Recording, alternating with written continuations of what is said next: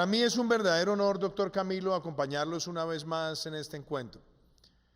Obviamente sabemos que este ha sido un año complejo para el mundo, complejo para América Latina y complejo para nuestro país.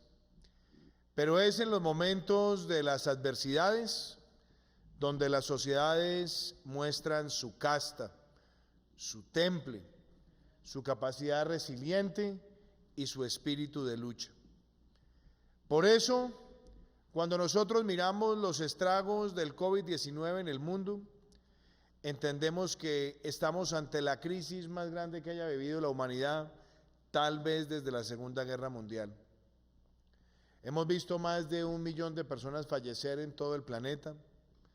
Hemos visto más de 25 millones de personas ser agredidas por esta enfermedad, por lo menos en los conteos oficiales. Y hemos visto cómo para contener este virus respiratorio agudo, las sociedades han tenido que apelar a medidas draconianas, a medidas quizás para muchos impensables en términos de restricciones de la movilidad o el ejercicio de las libertades, y hemos visto cómo también las consecuencias de muchas de las medidas adoptadas en el mundo han traído consigo una afectación a la demanda agregada mundial, al empleo mundial, a la inversión mundial y por supuesto a los intercambios comerciales. Todo esto nos lleva a que entendamos que el año 2020 será recordado como un año de grandes retos, pero también como un año de grandes respuestas. Si bien existen aseveraciones, tal vez válidas, de que faltaron mecanismos de articulación multilateral para evitar los efectos devastadores del COVID-19, también, como lo diría el analista Richard Haass, se está presentando una aceleración de la historia. O como lo diría un célebre político, hay semanas en las que no pasa nada, pero hay semanas en las que pasan décadas. Y yo creo que este año deja importantísimas lecciones. En el caso particular de América Latina y en el caso particular de Colombia, nosotros advertimos en una etapa temprana los riesgos que podrían darse en nuestra región. Veíamos colapsar los sistemas de salud de las naciones más ricas del mundo, más desarrolladas, con los sistemas de mejor y mayor tecnología. Y entendíamos que si no actuábamos con velocidad, con gradualidad y con medidas drásticas, veríamos colapsar nuestro sistema de salud. Afortunadamente en Colombia trazamos una estrategia que tenía 3 fases: la de preparación y la de prevención, la de contención y la de mitigación. Y cuando nosotros hacemos el balance de lo que ha ocurrido en Colombia en estos 6 meses, podemos decir desde el punto de vista de salud pública que hay hechos que son ostensibles. Colombia logró duplicar las unidades de cuidado intensivo en tan solo 6 meses. Cuando empezó la pandemia éramos uno de los países con mayor densidad de unidades de cuidado intensivo por 100.000 habitantes. Teníamos 11 por 100.000 habitantes. Hoy nosotros tenemos 21. Estamos por encima de países como Italia, como Francia, como el Reino Unido, como Bélgica, superados por Alemania o por los Estados Unidos, pero en el entorno regional somos hoy líderes en esa expansión que nos permite tener capacidad de respuesta y capacidad de preparación ante cualquier escenario de rebrote. Mucho más cuando hoy podemos tener más del 40% de las unidades de cuidado intensivo disponibles, además con una figura donde se remunera la disponibilidad de esa capacidad instalada ante cualquier eventualidad. El segundo elemento tiene que ver con la capacidad de pruebas, porque algunos tratan de señalar que los casos en Colombia no paran de crecer. Muchos países en Europa empezaron a hacer las pruebas tarde, ya cuando estaban enfrentando los momentos más catastróficos del virus, y cuando estaban viendo los picos de muertes por millón de habitantes. Nosotros empezamos a desarrollar pruebas de manera temprana. Fuimos el primer país de América Latina con protocolo Berlín de pruebas PCR para adelantarlas en uno de los laboratorios más sofisticados, que es del Instituto Nacional de Salud. Y hemos visto cómo en estos 6 meses ya son más de 100 laboratorios públicos y privados con capacidad de adelantar más de 37.000 pruebas diarias. Pero eso no es todo. A través del Fondo de Manejo de Emergencias, el trabajo realizado por el doctor Luis Guillermo Plata y el ministro Fernando Ruiz nos llevó a tener una reserva estratégica nacional con más de 40 millones de equipos de protección para ser desplegados a donde se necesitara en la primera línea de atención. Y logramos también articular los mecanismos de monitoreo epidemiológico a través de artículos concertados desde el punto de vista de valoración técnica con la Organización Mundial de la Salud y la Organización Panamericana de la Salud. Todos estos esfuerzos nos llevan a que hoy Colombia tenga una letalidad frente al COVID-19 que está por debajo de la de países como Alemania, como la de Italia, como la de Francia, como la del Reino Unido, muy similar a la de los Estados Unidos y tal vez Brasil, que son países que tienen 5 o 6 veces la población de Colombia, muy superior a la que tienen países, muy inferior, perdón, a la que tienen países como Perú, como Chile, el mismo México.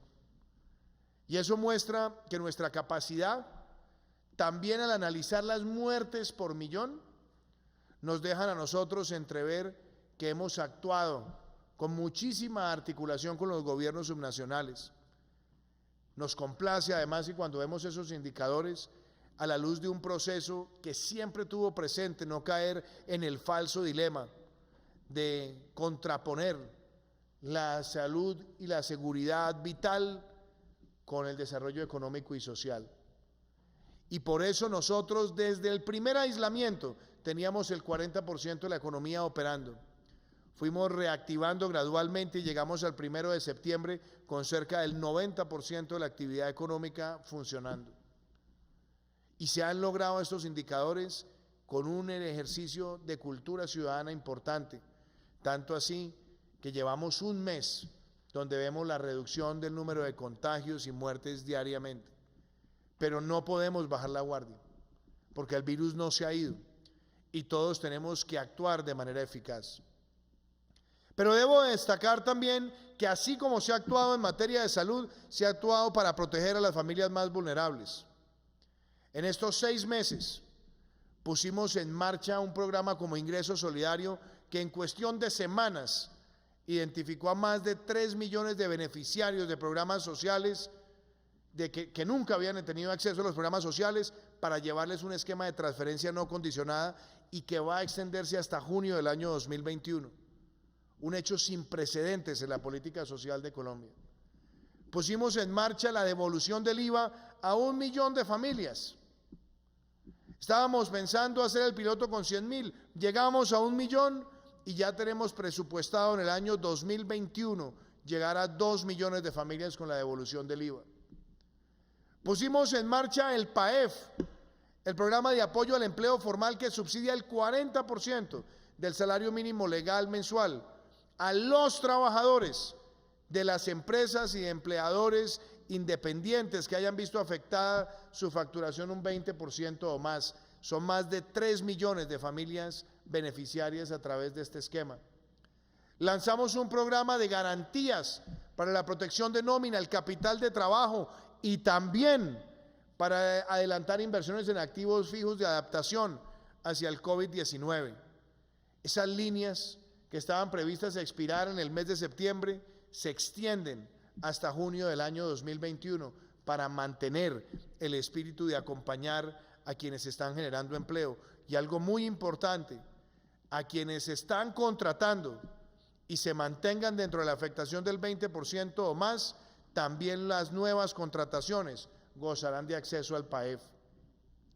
Si nosotros vemos ese esfuerzo con los aportes extraordinarios a familias en acción, jóvenes en acción y adulto mayor, con giros extraordinarios que se mantendrán hasta el mes de diciembre de este año, habremos logrado que más de 10 millones de familias colombianas reciban una atención en momentos de crisis. No existe parangón histórico en nuestro país de un esfuerzo de esa magnitud. Y quiero hoy aprovechar, doctor Camilo, para decir que así como han estado las ayudas en el sector de la salud, así como se han adelantado las ayudas en materia económica y social, también hemos trabajado articuladamente con el sector de servicios públicos domiciliarios.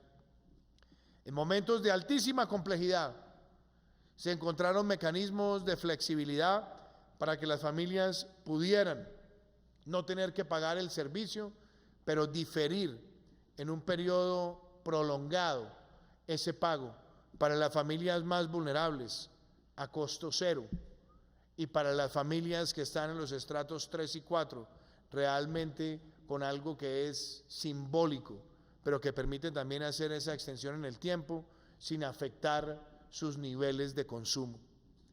Si a eso le agregamos la reconexión del servicio de agua, que benefició a tantas familias, entendiendo la prioridad del acceso al preciado líquido en momentos de emergencia, también vemos otro trabajo en equipo. Cuando encontramos los planes especiales de consumo de datos en materia de telefonía móvil para estar informada en momentos de emergencia, también nos damos cuenta de otro proceso significativo y novedoso que se dio en Colombia. Cuando lo miramos también con los esquemas de financiamiento para garantizar la solvencia de los prestadores del servicio, nos damos cuenta que también entendimos la responsabilidad en cada uno de los lados de la ecuación. Pero como si fuera poco, nosotros nos dimos cuenta que el país no se puede detener en sus objetivos centrales en materia de servicios públicos aún en medio de la pandemia. Y por eso en medio de la pandemia, con el apoyo de la señora Superintendente de Servicios Públicos Domiciliarios, con el doctor Diego Mesa, la exministra María Fernanda Suárez, y cómo no hacerle ese gran reconocimiento a Alberto Carrasquilla, nosotros logramos que el servicio de energía de la costa Caribe tuviera 2 nuevos operadores que ya han recibido las empresas y que se han comprometido a adelantar más de 10 billones de pesos de inversión en tan solo una década, que incluirán no solamente mejores redes, mejores servicios, atención directa al cliente, sino que van a producir un cambio positivo en la cultura del servicio que se recibe por parte del ciudadano, edificada en una relación transparente, confiable. La llegada de Aire y la llegada de Afinia representan para la costa Caribe una oportunidad única, y esto se logró en medio de la pandemia, trabajando con el sector de los servicios públicos domiciliarios. ¿Cómo no hacer una mención también a que en medio de la pandemia no se han detenido las grandes inversiones en materia de energía solar y energía eólica? Hemos visto nuevas granjas instalarse y en tan solo 2 años de gobierno multiplicar por 6 veces la capacidad instalada que teníamos en agosto del 2018 y transitar a través del esquema de subastas para que sigan inversiones que pueden superar las 2.500 megas, convirtiéndose en el mayor salto porcentual de un país de la región, que pasaría del 0.1% de la matriz energética a más del 10%. Y cómo no mencionar también que en medio de la pandemia logramos avanzar en los procesos de conectividad. Con la ministra Karen Abudinen nos pusimos en la tarea de avanzar en el proceso licitatorio para los 10.000 puntos de conectividad territorial que llegan a la Colombia profunda, pero al mismo tiempo con los operadores acelerar los ciclos de inversiones que emanan del haber hecho la subasta de bandas altas y bajas para el servicio de telefonía celular, de conectividad, de llevar el servicio digital a las plataformas móviles. Y cómo no mencionar también que en medio de esta situación, doctor Camilo, hemos pensado también en una agenda de reactivación que incluye más de 150 proyectos de agua y saneamiento en todo el territorio nacional, que además se encuentran con un fenómeno también importante, que ha sido el estímulo al sector de la vivienda. que hemos visto además que en el mes de septiembre del año 2020 llegamos al mejor mes de ventas de vivienda de interés social que se haya registrado en nuestro país, superando las 13.000 unidades, prácticamente duplicando el promedio mes a mes de ventas de viviendas entre el 2016 y el 2018 y aumentando en más de un 42% frente al año 2019. Y también cuando vemos el segmento no bis, frente al año pasado, el mes de septiembre tiene un aumento del 16%. Y las ventas registradas este mes de septiembre en materia de viviendas no bis, donde ya tenemos un esquema de garantías en funcionamiento y unas líneas, además de crédito, en muy buenas condiciones, también nos damos cuenta que estamos por encima del promedio del 2016 al 2018. Si nosotros vislumbramos ese escenario, nos damos cuenta que también será un escenario provechoso para los servicios públicos domiciliarios. Y entendemos y advertimos también oportunamente que si nosotros seguimos considerando que la única manera de salir adelante en esta situación de pandemia es todos hacia el mismo lugar, ninguna de las decisiones adoptadas se ha dejado llevar ni por el populismo, ni por la demagogia, ni mucho menos por ese halo nefasto que hemos visto en muchos lugares del mundo, que es atacar a quien presta el servicio o, como quien dice, prestarse para hacer pan para hoy e incubar hambre para mañana. Hemos encontrado todas las soluciones de manera sostenible y de manera confiable. Me parece oportuno que usted resalte los retos financieros, no son menores, pero también estamos nosotros prestos a articular medidas y soluciones para que ese financiamiento tenga lugar, y hemos visto las líneas que se han dispuesto a través de la Banca Pública de Desarrollo, que también pueden llegar a sistemas de garantías que sean óptimos. Y me complace, doctor Camilo, que así como nosotros narramos toda esta respuesta, con más de 190 decretos en situación de emergencia, nosotros también lanzamos el Compromiso por Colombia, que tiene como objetivo traer inversiones públicas, privadas y público-privadas por más de 170 billones y para generar más de 1.7 millones de empleos. Ahí el sector de los servicios públicos está presente con más de 25 proyectos de energías renovables no convencionales. Está presente con las inversiones en materia de agua y saneamiento. Está presente con nuestra visión de conectividad, donde llegaremos al 70% de cobertura de Internet de alta velocidad para agosto del año 2022.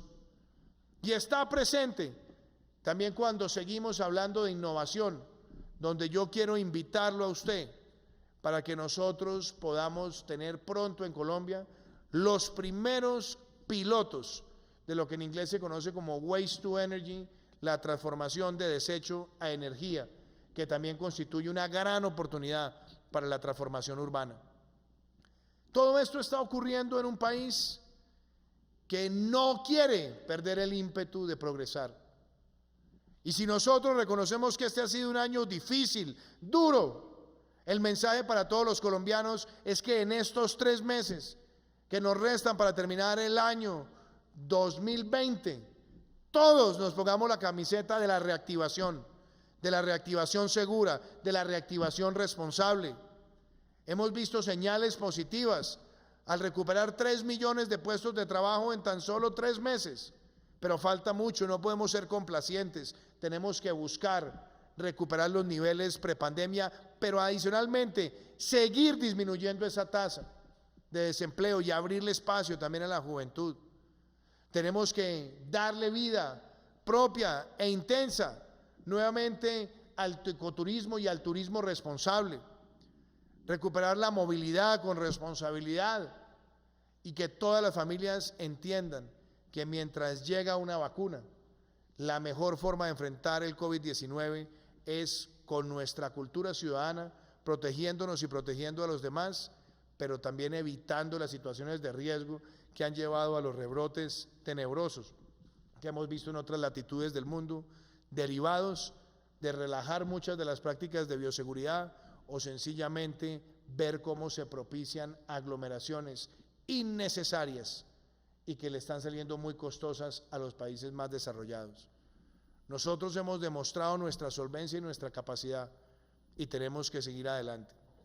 Yo le agradezco sus palabras, doctor Juan Ricardo, y me alegra que usted esté nuevamente en el país al frente de un grupo empresarial tan destacado.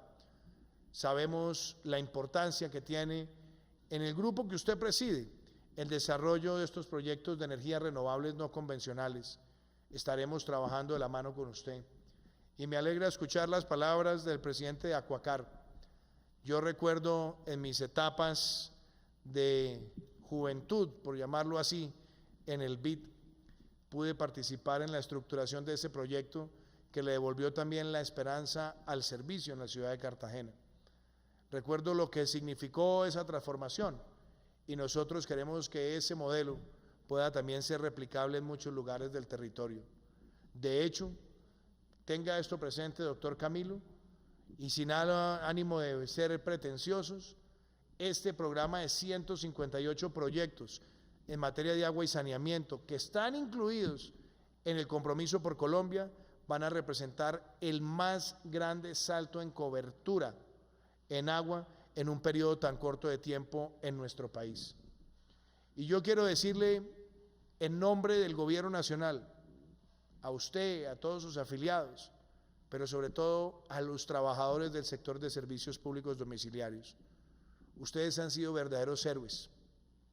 Ustedes garantizaron el abastecimiento en los momentos más difíciles.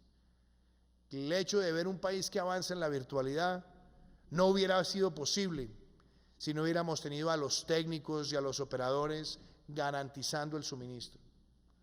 El ver cómo se crecía el consumo de los hogares, porque estaban las familias presentes en momentos difíciles.